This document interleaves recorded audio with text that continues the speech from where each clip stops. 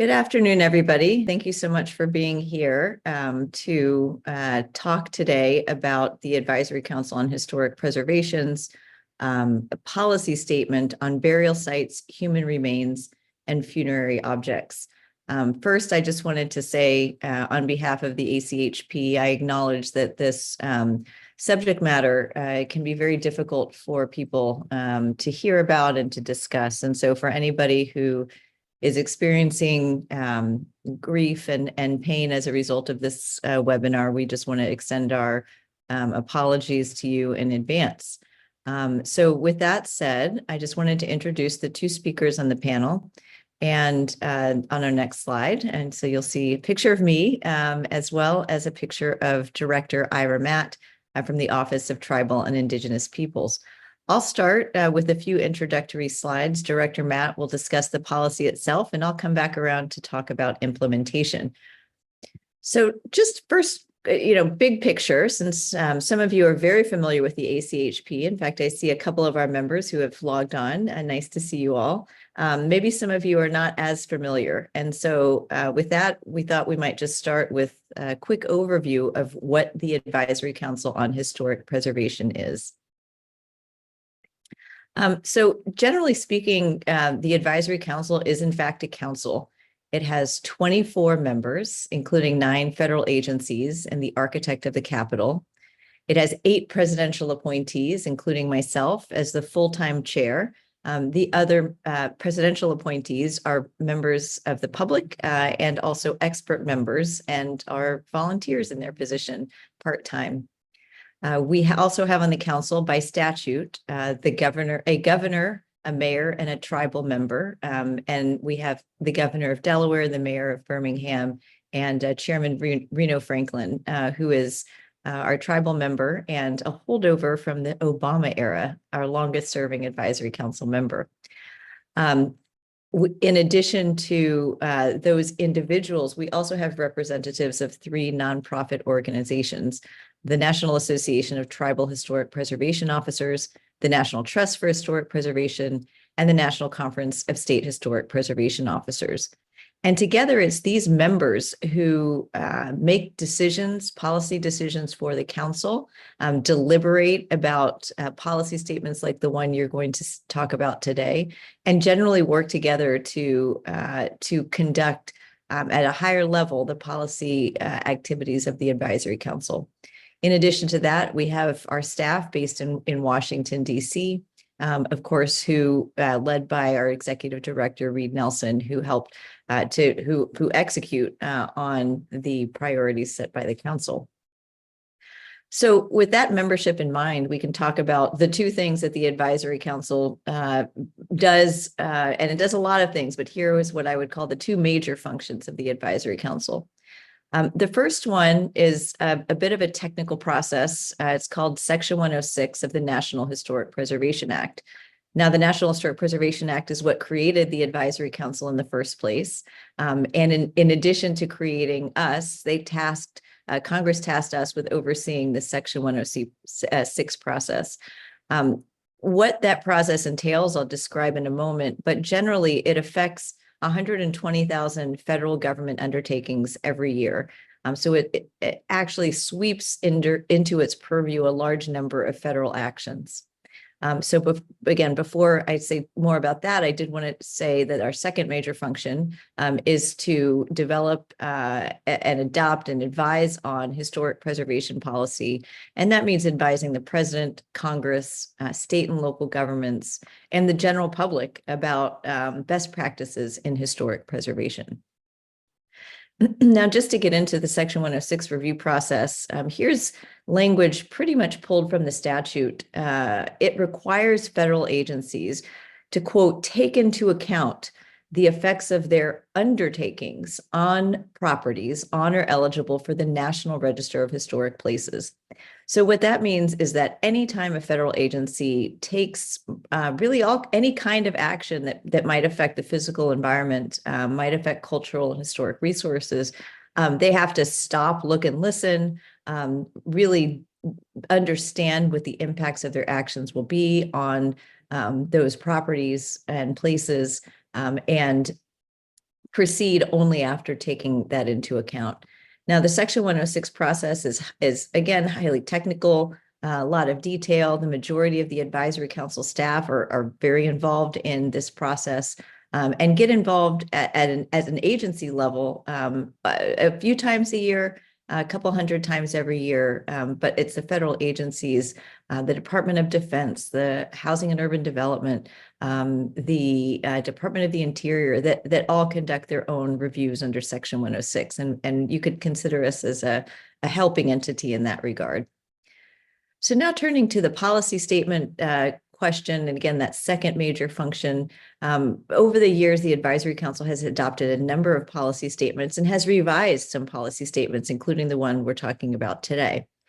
In 2023, we adopted 3 policy statements, which I was very happy to be a part of as chair. I started just over a year ago in this role. And a lot of this had been underway before I started, but to be able to see the process by which these were adopted, the deliberative process, the way that we consider public input, it was really amazing. So the 3 major policy statements that we adopted, one on burial sites, human remains, and funerary objects, the one we're talking about today. Over the summer, we adopted a policy statement on climate change and historic preservation, as well as the most recent policy statement in December on housing and historic preservation. So with those sort of broad overview topics in mind, I want to maybe just let you know who's involved in policy statements before we get into the details of this one. So in this case, as in others, it's the office that Director Matt runs, the Office of Tribal and Indigenous Peoples, the office that Director Drew Knoll runs, the Office of Policy and Legislative Affairs, and she's been on point in our in our past policy chat and the last one that we're doing this month on the third policy statement. So you may have attended those and got a chance to see her. And the Experts Advisory Committee, which I convened to help out in advising on these topics. So that's within the ACHP. Outside of the ACHP, both of the organizational members that I mentioned, Nick Shippo, NAthPo, and their individual members, tribal historic preservation officers and state historic preservation officers, certainly do a lot of work in advising. And we also, very importantly, have a government-to-government relationship with members and leaders of tribal nations. They too are involved in policy statements. Finally, after we get input from all of those, both internal and external parties, as well as members of the public, the ACHP membership votes on a policy statement. The policy statement that you'll be hearing about today is one that was unanimously adopted in that vote. And Director Matt can tell you a little bit more about the history and why it was so important to have a unanimous vote on this one. We came to update this policy statement for a number of reasons. A few of them include that it was last updated in 2007, so it was due for an update. We also recognized, and again, this was before my time as chair, so I would say that the prior advisory council members recognized, and we did when we voted on it, that there was a need to better recognize the needs and concerns of Indian tribes, Native Hawaiian organizations, Indigenous people, and various subject matter experts, including those who have been involved with African American burial grounds, and to more really explicitly acknowledge the impacts that federal government policies and others have had on those groups, as well as acknowledging the impacts of climate change and the need to take a leadership role in responding to the impacts of climate change on these important sites. We also thought that it would be important in the policy statement itself to talk about the nature of burial sites more than we had in the prior statement, and including the fact that they were sacred sites. And then finally, consistent with other both international principles as well as other federal statutes, recognizing explicitly the right of descendants to request repatriation. Now, looking at the intended audience for this, and this is my last slide before I'll turn it over to Director Matt, the intended audience for this is the federal government, state, tribal, and local governments. So again, the federal, state, and local advising and assistance with best practices and in policy statements is part of our statutory mandate. Our relationship with tribes is part of our government to government obligation. In that federal family, we include those agencies that conduct that Section 106 review process, where they have to look at the impact of their actions on historic places. In addition to those, you might say, official groups, we've also included in our intended audience community groups and nonprofit organizations. In this case, those who are helping to preserve cemeteries and burial sites and others, calling all of those collectively public serving institutions. But we also hope that this policy statement would be geared towards developers, private parties, others who can play a role, even if they don't intend to, in impacts on these important sites. So our intended audience here is broad. We wanted to set out some really broad policy principles that everybody could agree on and understand, and hopefully adopt in their own practice. So with that, I'm going to turn it over to Ira Matt, who's going to talk about our policy principles. Thank you.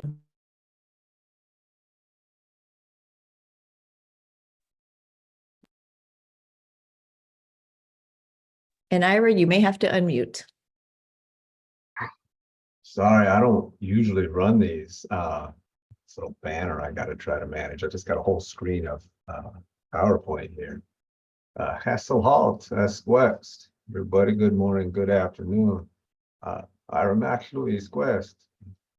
Hess. My name is Ira Max. That's good. This is Hest. I'm happy to be here. It feels good to talk about these things.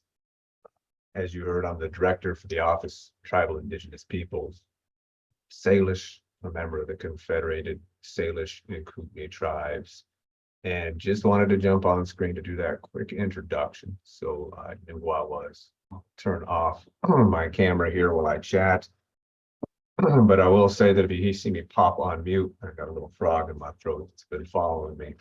I was at a swim meet all weekend with hundreds upon hundreds of kids volunteer as an official there, which means I get journalists from all around the region every other weekend when I help at these swim meets. But with that, we'll get moving here. So a quick note, a lot of these pictures you'll see, these are my personal pictures.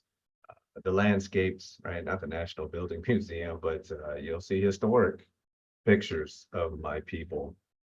And these aren't just because they're nice pictures, right? This is a landscape.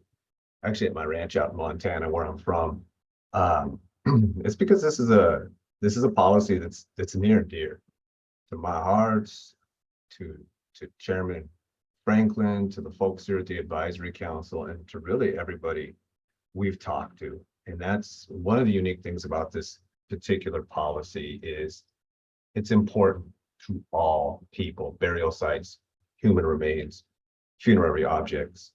And the chair highlighted a number of the things that we've taken into account, another number of the things we looked at.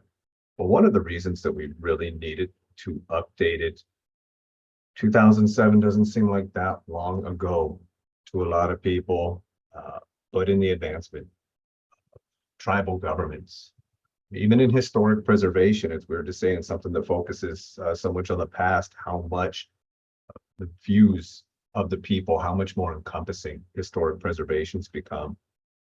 The other policy was a bit antiquated, and it essentially was very archaeologically focused. It was perfectly good policy. It supported, and it had a lot of the same foundational statements that you see in this policy. But the 2023 version was almost entirely redrafted. And what we wanted to do is, as you were seeing, is take a position of extraction archaeology, which is very extractive. I'm an archaeologist, so I can say that, and I'm going to try my best to speak here to the broad audience. I know everybody is not a Fed, but at the time it was really meant to help advise federal decision makers on how to complete their Section 106 process. We didn't want the policy to speak to that. What we wanted to do was not only inform federal decision makers on what their responsibilities were, but as the advisory council's grown to really start to seek to inform state and local governments, contractors, tribes, we wanted to help everybody be more informed. We wanted to make sure that the voices of people who have been marginalized through time were elevated. We wanted people to recognize that while this burial policy applies to all people, there are certain groups, the indigenous populations, African Americans, Mexican Americans, whose burial areas, whose sites are often impacted at a higher rate. And there's a number of reasons for this.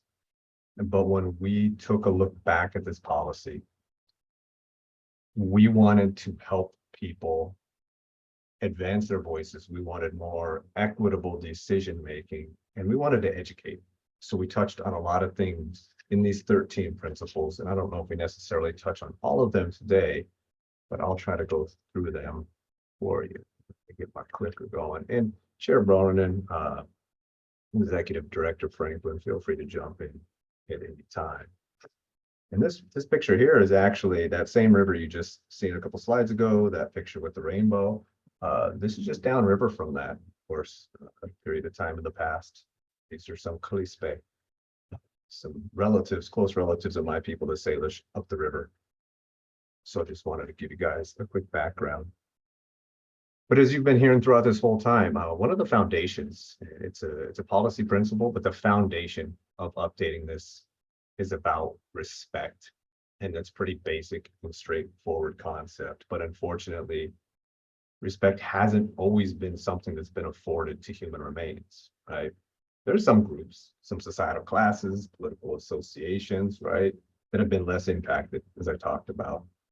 But there are those groups whose remains in these site locations aren't always understood by the larger society as being a living part of a culture, right? The remains of slaves, of tribal people, and other indigenous people have often been subjugated to scientific study.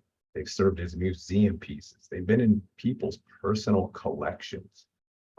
They've really dehumanized the fact that these are associated with groups that at the time may not have been Americans, but are part of our American family. And even outside that, they haven't seen the locations of where these human remains have been laid as places that should be respected, in particular, not on par with cemeteries and other legally identified burial areas. Frequently, when federal agencies and contractors have run across these locations, they've seen these burial sites and funerary areas as inconveniences to advancing a project or an action. And when they were encountered, it wasn't always a question of how can we make this right?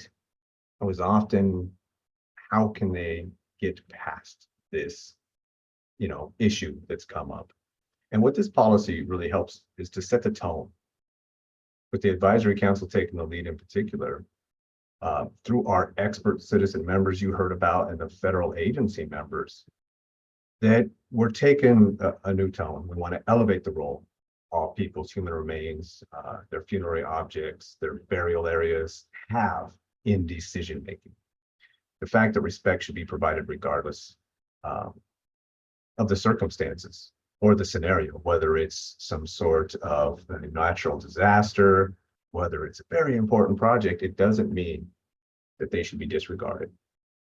And as you're going to see with the other principles, that these areas, the remains should be respected and understood through the eyes of those people who are associated with them.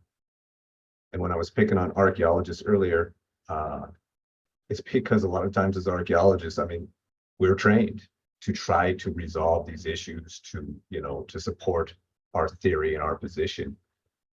But something to build on what the chair was talking about with the Section 106 process is it's collaborative. The federal agency is a facilitator who brings in all those parties that you've seen to help inform decision making. And it's one of the things that we leaned on as a backbone for this policy. And that's where the consultation comes in, right? And that's a big word in our business. We're just not talking about the numbers of letters or syllables. We're talking about the role that it has, the definition that it has in federal agency decision making. It's part of that federal tribal relationship. It's layered, it's complex, and we got a lot of feedback on this. Just so you guys know, those are some more Clispe on their sturgeon nose canoes, out fishing, having a good time. The Section 106 process of the National Historic Preservation Act is actually grounded in consultation. The fact is that federal decision-making should be informed by all those parties that could be impacted or have the ability to inform that decision-making. Consultation is something that when we looked at it surrounding human remains was often occurring in a reactive manner. And what we wanted to see was more proactive in cooperation in the development of mechanisms to help inform agency decision-making. And that was requested across the board. Federal agencies wanted to see more advanced discussions, the African-American community, tribes, Native Hawaiians. What the reality was is you can't come to a situation where you've inadvertently encountered a burial area and then sit down and develop ways to address it in a respectful and comprehensive manner. Those plans need to be laid out in advance. Basically, the public, tribes, Native Hawaiians, African Americans, other communities are often left to justify anytime you're in a reactive scenario, why a federal agency should alter their decision-making or accommodate those burial sites. And really, where we're trying to recalibrate consultation here is that no action should be taken around human remains until consultation has occurred, and it has occurred with descendants or associated communities under the presumption that those locations should be avoided and preserved in place. And so essentially, we're asking the consultation start from a position that empowers the people being impacted. You gain their perspectives, and then the agency, their applicants or contractors, right? Those folks have the responsibility to clarify why there are no alternatives or why they need to impact them. It's just been an unfortunate reality that the shoe's been placed on the other foot, where those people associated with human remains have always had to try to justify why they shouldn't be impacted. And what we want to see is more informed decision-making so federal agencies can clarify why there are no feasible alternatives. In particular, when priority, and as the chair noted, this unanimously adopted by a number of large departments and citizen members, is that burial sites and human remains should only be disturbed as a last resort.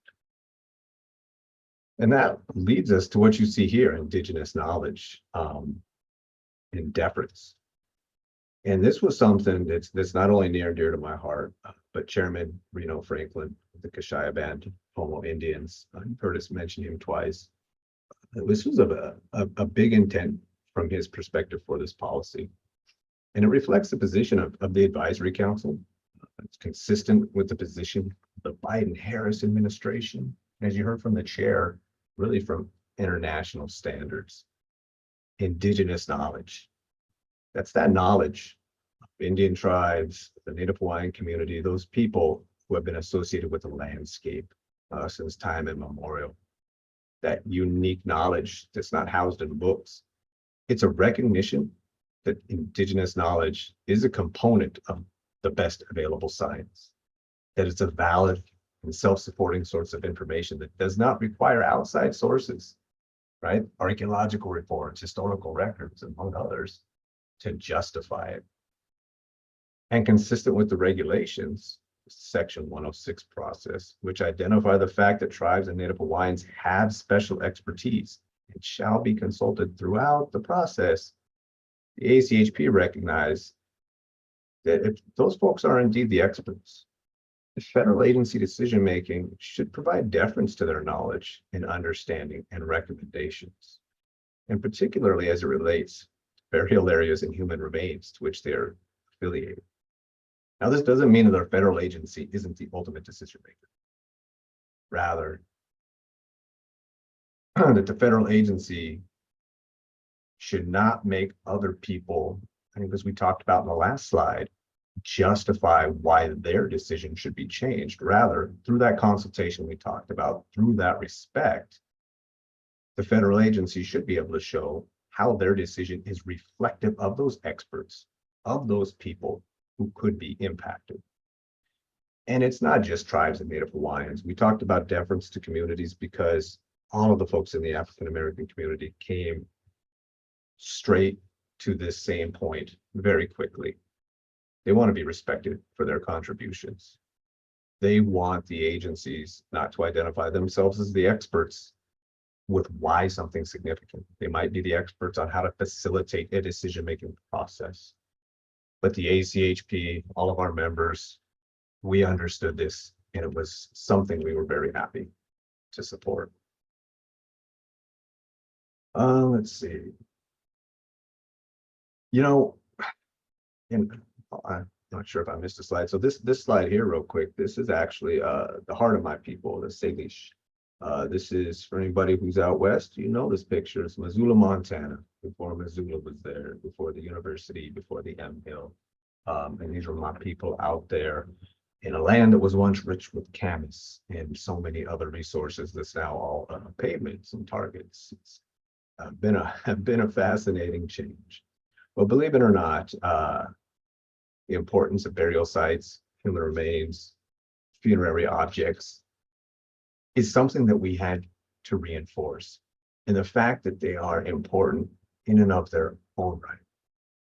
And what we mean by that is the fact that there were times, and there has been even recently, that unless a burial area, a funerary object was associated with another archaeological site, with a structure, with something that had been recorded as importance, as a theme of history, they were disregarded. They haven't, in this discipline, even always been seen as National Register eligible. We wanted to call light to the fact that that's not always the case, and that in particular, when you look through the lens of those people that ascribe significance to these, they have an ongoing part in cultural practices. They have an ongoing role in the lives of people. And when you look at it in association with the other legal authorities, whether it's the National Environmental Policy Act, Executive Order 13007 on sacred sites, there are a number of other legal authorities that recognize how important burials are, right? Native American Graves Protection and Repatriation Act. So unfortunately, it was necessary that we had a principle to establish the fact that burial sites and human remains can stand alone and should be understood as having importance in and of their own right.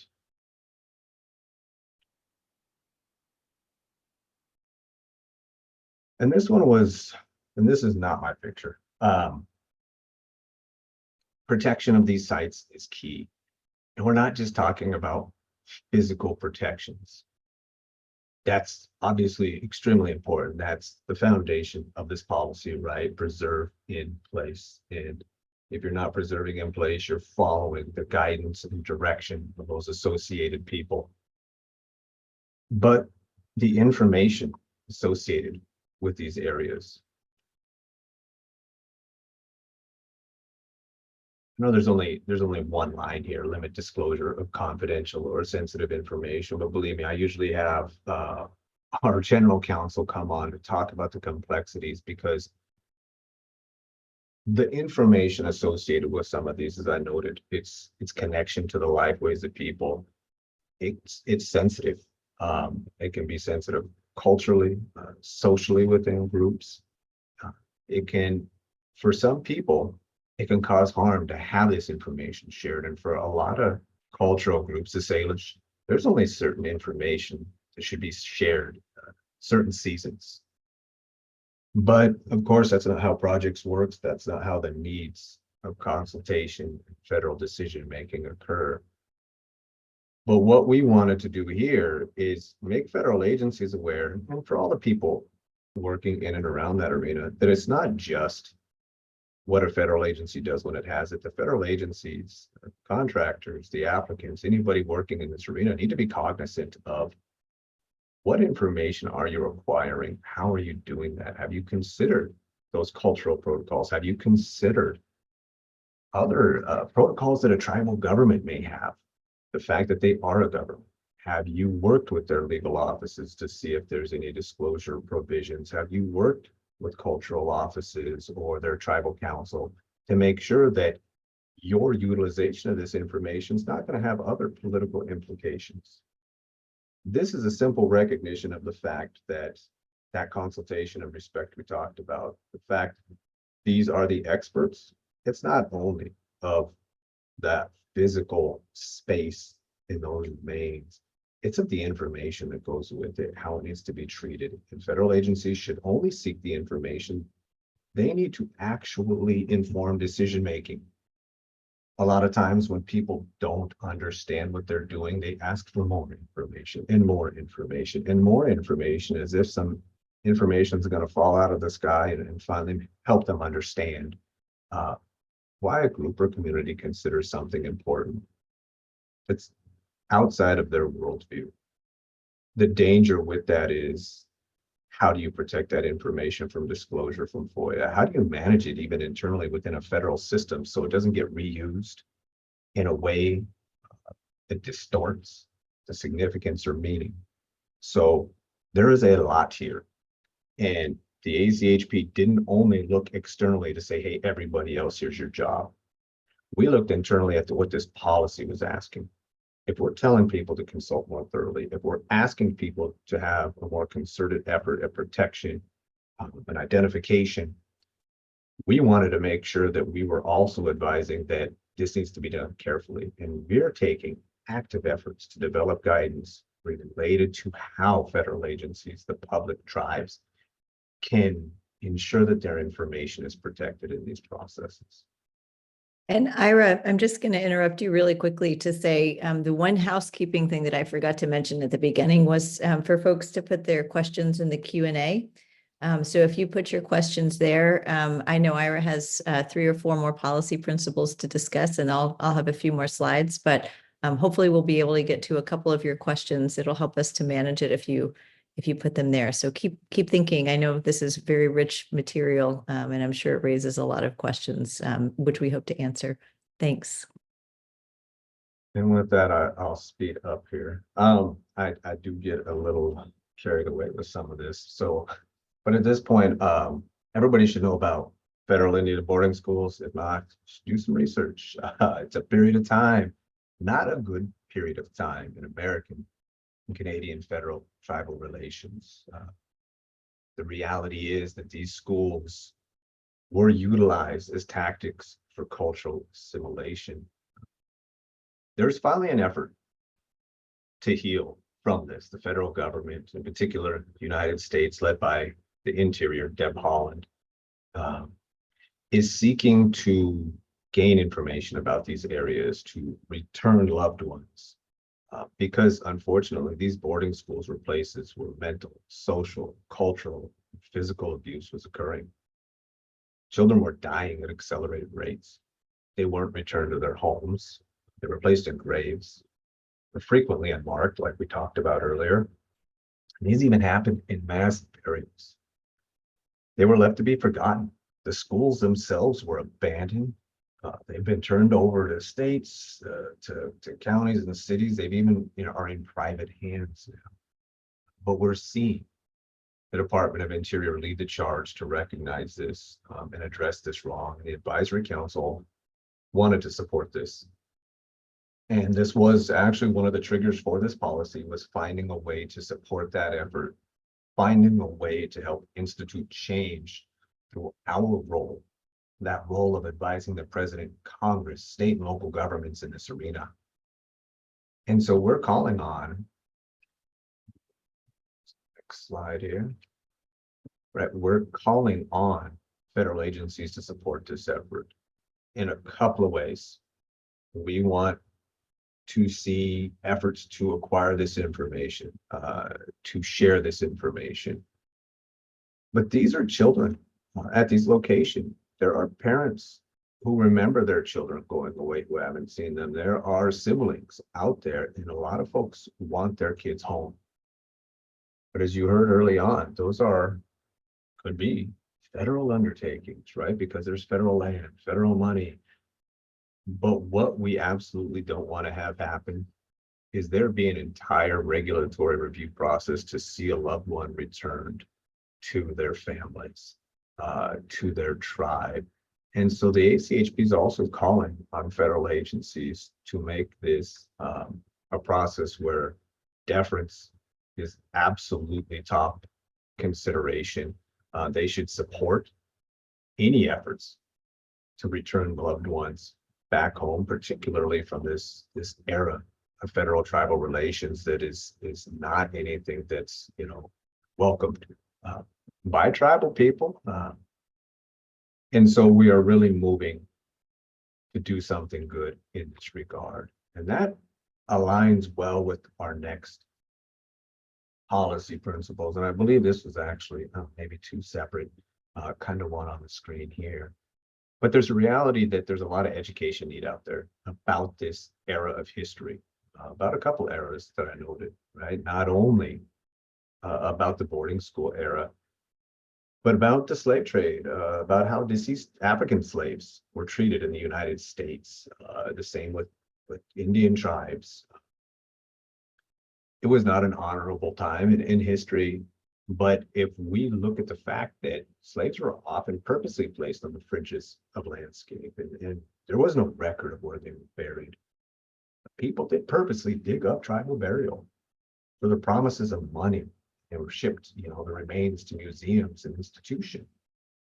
And the fact that even today, if legal protections exist for these, what they consider unmarked burials, right outside of your established cemeteries, we're not looking to shame, but there's not a lot of awareness and understanding of these factors. And through increased education, through increased awareness, which the historic preservation community is uniquely suited to do, we can help people understand that these are factors they should consider. And then as greater population starts to take a look at this, starts to address it, we're going to have better solutions. We're going to have better opportunities. And what we're not going to have is more issues where there's inadvertent discoveries, where there's plans to build things and we're finding hundreds of burials. I don't think that's anybody's intent. And if folks knew that these locations could exist, the types of advanced planning just might be different. And the access element of it is just a recognition, as I noted before, all of these unmarked areas, these lands are now privately owned or in locations that are gated off by cities. And there's a need to ensure that people can continue to access these areas, to be associated with their loved ones, to be able to complete any cultural actions consistent with their beliefs. And we're calling on anybody who has, that ability, capacity to support continued access for cultural perpetuation, for the healing components, and federal agencies in particular to lead that charge and to take action to make sure that that can occur. And I think this is the last one here. Relocation, climate change. I think we touched on relocation a bit earlier. I think around the boarding school stuff, so I won't go back into it, but there is a big interest because when projects are happening, when impacts happen and an ancestor, a loved one is exposed, people may want to have them returned someplace safe and not packed away in a box and sent to a historical office or to a local university. There are cultural practices that continue to exist. There are people who are associated with this. And what we want to make sure is that the people who are associated feel comfortable asking a federal agency, asking the state or local government to help them take care of their loved ones in a way consistent with the way the loved ones would want to be cared for, but the way their descendants feel that they should be addressed. And this was actually raised quite a bit with climate change. So it's nice that, you know, and a lot of props to Adam. I'm not sure if he's on for pulling this PowerPoint together, but we had some direct discussions, in particular from tribes, the African American community, about the impacts of climate change on a lot of these areas. And this is whether they're unmarked burials or cemeteries. The reality is that these are those planning efforts. When we talk about proactive planning, there's a big effort to address climate change. The unfortunate reality of a lot of that initial proposals from federal agencies, it was very much focused on natural resources only as natural resources. And tribes were quick to say, you know, natural resources are cultural resources. But those landscapes they're talking about from a natural resource perspective are the areas where a lot of people are intimately connected. There was one example where a tribe's required to keep their burials near water. That's an issue with increased erosion, with the amount of storms that are happening, damage from waves, from mudslides, and the very fact that climate change is impacting their ability to continue cultural practices is a challenge. And not only that, the amount of exposure that's happening, the amount of flooding that's causing burial areas to be relocated in cemeteries. The ACHP has called on and has acted to have federal agencies accommodate this. And the reality is, as I noted, they were very natural resource based. They didn't consider cultural resources much at all. We actually reviewed every single federal agency plan that was submitted a few years ago. And we put out some recommendations for them to account for historic preservation, archaeological sites, burial areas, sacred sites. And we've seen a great response to this. And so we're continuing, whether it was through this effort, or the chair can speak more to the fact that we have an entire policy now about climate change, a lot of action toward all of the other circumstances that could be impacting these burial areas that federal agencies need to consider. Oh, we do have more compensation. I apologize. Last one here. We talk a lot about relying on tribes, on local communities, the African American community. And that's important. But there's a big difference between consulting with somebody, a federal agency taking on that action, versus them relying on those communities to do the work for them. Normally, when a federal agency needs an expert, everybody knows those are called contractors, those are called consultants, those are called people who get paid. They are taking care of a federal responsibility. That same reality is true with burial sites, human remains. It's a federal agency's responsibility to identify these, to inform the decision making, and to take the action. But what we heard from a lot of people is that onus is being dropped on the communities. The expectation that any handling or treatment of remains after they had been, say, dug up, or finding the records to show that there may be burial areas, was being placed on those communities. Otherwise, it wasn't being factored in to the decision making. And so the ACHP has had guidance about compensation for a long time, about the fact that anytime a federal agency is relying on an external party to complete an inherently federal function, it should be compensated. We drove that reality down to the details of burial sites and human remains. In particular, as we noted, there's not a lot of external expertise to a community about why they find something important or what knowledge they have about an area.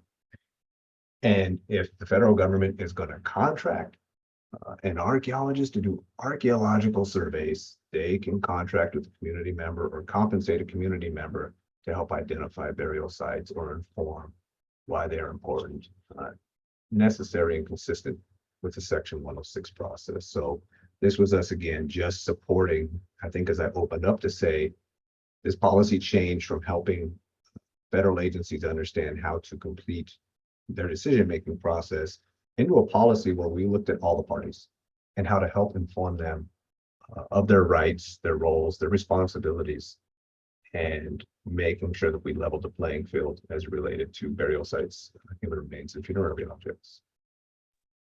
Okay. That was excellent. And I do see we have some questions coming into the chat. And before we get to those, thank you, Director Matt, for that presentation. I'm just going to say a few words about implementation within the advisory council itself, and then with other agencies, because our role as the advisory council, you know, is our truest impact, our best impact is within the federal government itself. So first, just to say that, of course, we are training ACHP staff on this policy and making sure that all of those, especially those who interact with other agencies through the Section 106 process, are familiar with all the provisions of this statement and integrate them into agreements going forward.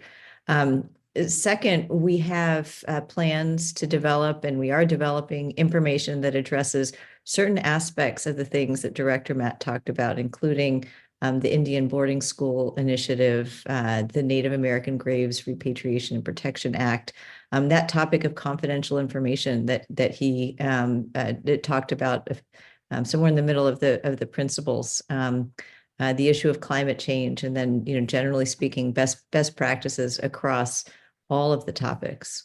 In thinking about how we implement with other agencies, as I mentioned, we're looking to see how to integrate these provisions into 106 agreements, all those that are relevant, including the last one that he mentioned on compensation, and then just to continue to encourage federal agencies to give full consideration to these sites in a way that aligns with these policies and recognizes descendant communities. And then finally, a really important one that we are implementing now and we'll hope to vote on at our March meeting or shortly after is a draft policy statement on Indigenous knowledge. So Director Matt touched on this topic. I encourage you to go to achp.gov/Indigenous-knowledge-policy to check out all of the good work that the Office of Tribal and Indigenous Peoples and the rest of our staff have put into developing this policy, which we think, like this policy that we're talking about today, could have pretty big impacts on the way we think about these places and the need for us to respect, in the case of Indigenous knowledge in particular, the understandings of tribes and their people on lands, sites, places, relationships. So stay tuned for that, and please check that out. So with that, we'll say thank you for the part of the presentation. Please follow us on social media. Now let's get to a few questions. So Ira, you were on the hook for a bit, but I'd love for you to address Amanda's question. Amanda Murphy asks, are there currently any organizations or other concerted efforts to identify and or return the remains of the First Nations children from the boarding schools in the U.S. to their families? I think you could probably speak to that one if you don't mind following up on that topic. Yeah, I would say so.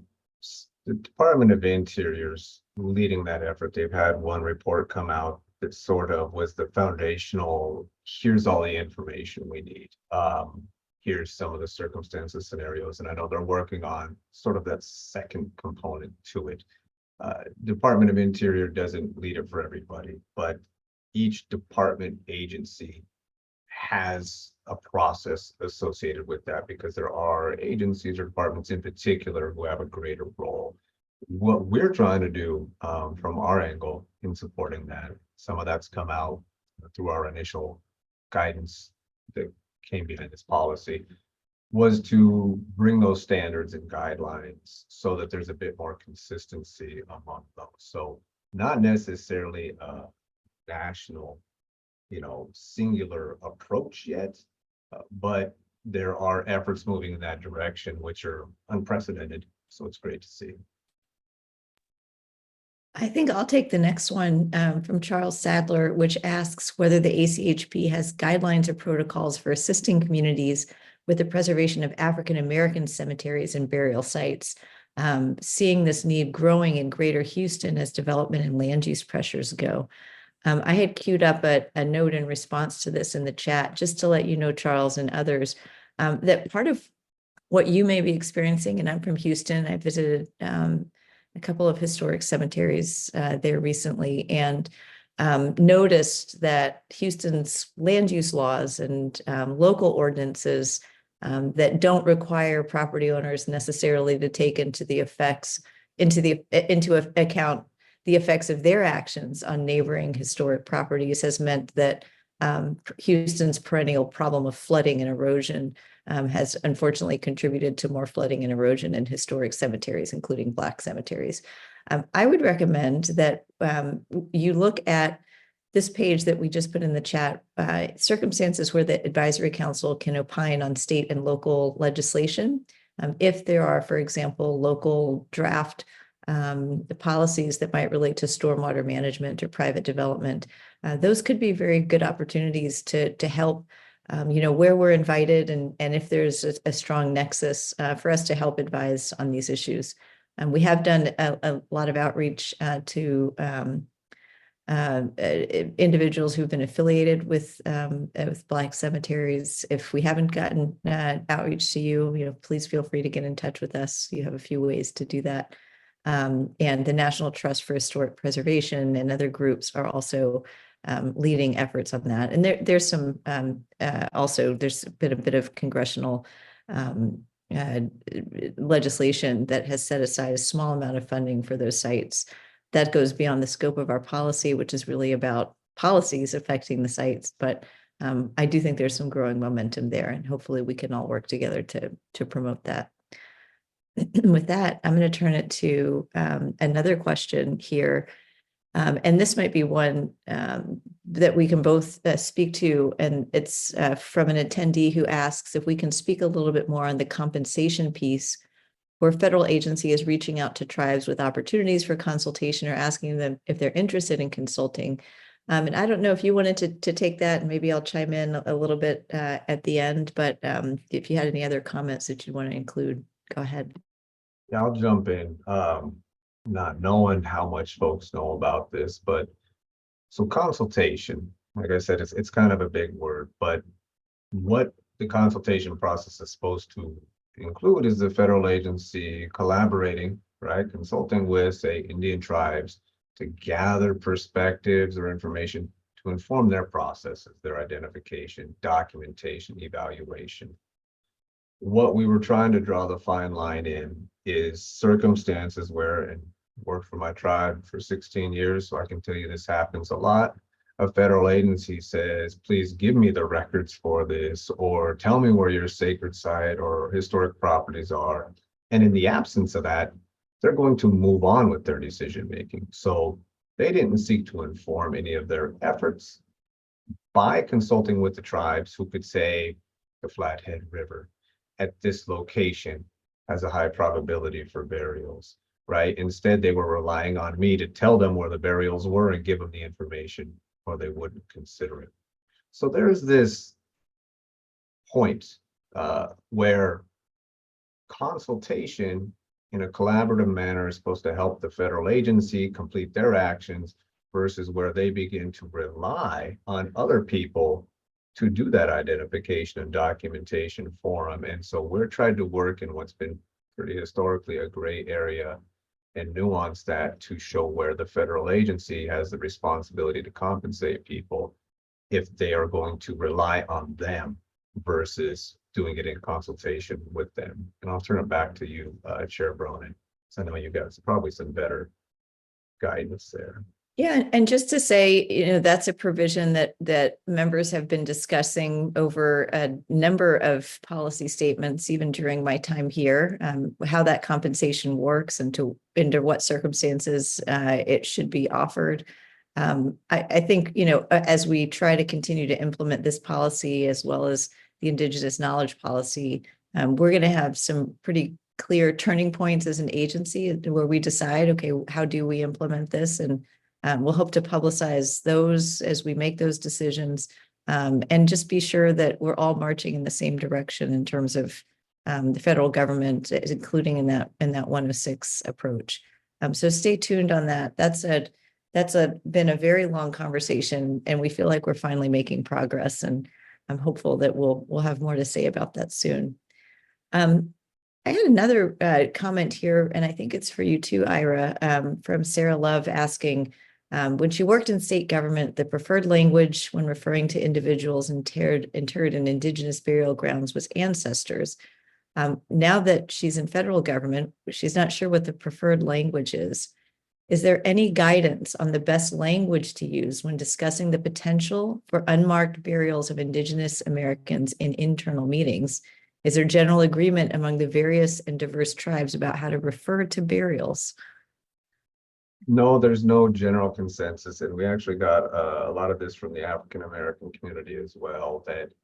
And I believe we have kind of a lot of statements dedicated to this, in particular in the guidance, that those are things that need to be discussed. Even the definitions we use in the policy, I think we have a disclaimer that those need to be discussed and refined between the federal agency and that local community or group, because broadly, right, tribal, Native American, Indigenous American, all of these tend to be reflective of those unique cultures, that unique understanding of their history. So that's one of the things that I think when you may have experienced at the state level, you had a very close relationship with a group of folks that you interact with on a regular basis, but nationwide, there's just so many different ways, whether it's, in the Northeast, a lot of them like to be referred to as nations. And say, as you get to the Pacific Northwest, they like that legal term Indian tribe because of their anchor to the treaties. So just continue to work that down to the level of those agreements, and just make sure it's clarified to some degree. So it can be, in whichever group it is, it's providing that deference, and it's reflective of their understanding, which is one of the key things that you want to make sure you advance. Great. Thank you for that. And with that, it looks like we have answered all the questions that we can. We're at time. Apologies for those whose questions we did not get to, but really appreciate everybody's time today. I did want to invite everybody to join us for our housing and historic preservation policy statement chat, our last of this month's 3 policy statement discussions. Bring your questions. I'll also say, if you happen to be in Los Angeles on Thursday, come to City Hall at 1:30, where we will be doing a discussion on housing and historic preservation live with the California SHPO, State Historic Preservation Officer, other local and statewide preservation and housing leaders. And the goal of that conversation will be consistent with what we've said in the housing policy statement, how we can come to some agreements and find common ground between those who love our historic places and those who recognize the increasingly important need for us to be part of the housing solution. So thanks again, everybody. We look forward to seeing you at either live or future virtual events. And thanks to everybody, including Reed Nelson, Ira Matt, Susan Glimsher, Lynn Richmond, and others who helped to put this chat together. Thanks again. Bye-bye.